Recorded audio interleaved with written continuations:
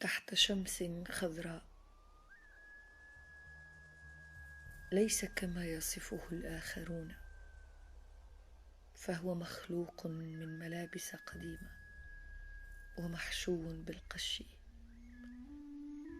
هو وديع مثل بندقية متروكة، لم يفزع عصفورا يوما، وكانت الغربان تأنس به، وكثيرا ما تقف على رأسه الريح تعبث بذراعيه، وهو ثابت في مكانه لا يتذمر، لكن قلبه يملأه الحزن كلما ظل وحيدا ودارت في رأسه أفكار غريبة.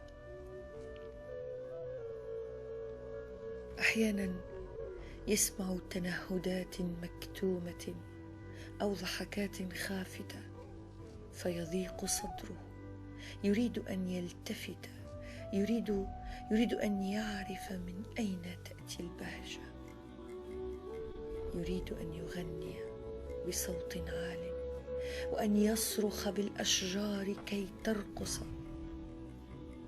يريد أن يضمخ صدره بالعطور البرية وأن يقتلع ساقه الوحيدة من الأرض ويركض يركض يركض تحت شمس خضراء تناديه، يركض حتى يعبر الأفق.